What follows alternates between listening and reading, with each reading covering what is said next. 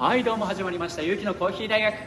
本日はラテアートのコントラストがぼやけてしまう原因について解説していきたいと思います。ラテアートのコントラストがぼやけてしまうという経験は皆さんも一度はあるとは思うんですけども、それにはいくつか理由が考えられるんですけども、今日はそのうちの一つに注目して解説していきたいと思います。結論から言うと、考えられる原因というのはスチームミルクがフォーミーである、バブリーであるということが考えられます。どういうことかというと、ミルクフォーム、スチームし終わったミルクというのは上の方にミルクフォームが溜まっていて、下の方に液体、つまりリキッドが溜まっているんですけども、ミルクフォームの泡が多いとコーヒーのカップの方に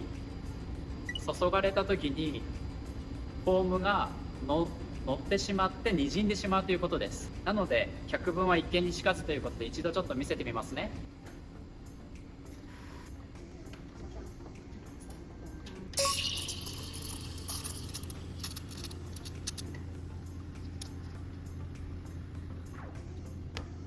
暖房にスチームしてみました。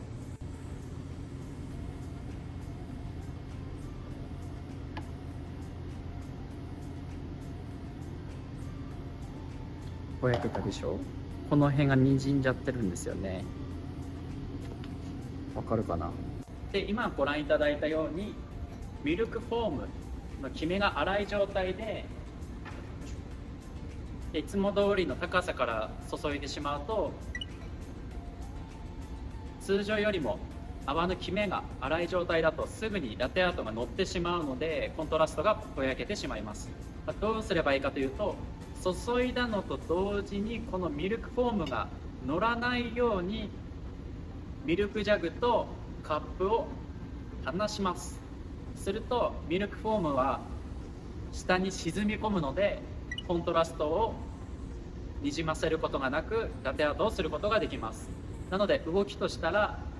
注いだ、高くいった、近づけてラテアートっていう感じです。そもそも注いでる泡というのは泡が大きい、つまりキメが粗い状態なので、すぐ表面に上がってきてしまいます。なので自分じゃない、これ、自分じゃない、これはミルクジャグが近づいたのと同時にすぐラテアートをしないとぼやけたラテアートになってしまいます。つまりどういうことかというと、注いで離したら近づける、早めに注ぐということです。近づけたら通常よりも早めに注がないとより滲んでしまうので、そこは注意しておいた方がいいです。なので今の方法を実際にお見せします。結構しっかり洗い、高く注いで、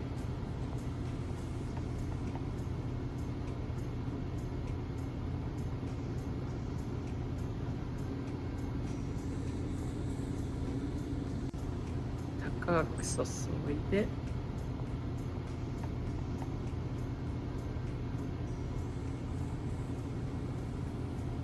はい、ということで今のが対処方法でした。注いだら離して近づけてささっとすぐに注ぐ。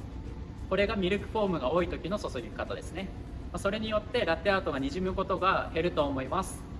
ぜひそこに意識を向けてやってみてください。もう一つ補足を付け加えるとすると、いつも通りにラテアートをしているつもりなのに、今日は普段よりもコントラストがにじんでしまう、ぼやけてしまうという時は、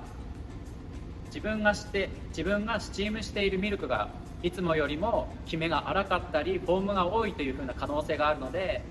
その時は一度注ぐ前に自分のスチームミルクが普段通りにスチームしているか、スチームワンドのアングルがいつもと同じであるか、そこに意識を向けることによって、いつもと何が違うのかというのが分かって安定したラテアートができるようになると思います。本日のゆうきのコーヒー大学は以上です。今日はラテアートがぼやけてしまうということについてフォーカスしたんですけども、それ以外にもバリスタとして働いていく上でいろんな失敗とか、何がダメなのかわからない、何が失敗しているのかすらもわからないということがたくさんあると思うんですけども、そういうことをぜひコメント欄に書いていただければ、僕も見てそれを取り上げてみんなで解決するというふうにいい循環を作れると思うので、ぜひコメントに残してください。そしてチャンネル登録といいねボタンを必ず忘れずにしてくださいね。それでは次回の動画をお楽しみに。それではまたお会いしましょう。ではまた。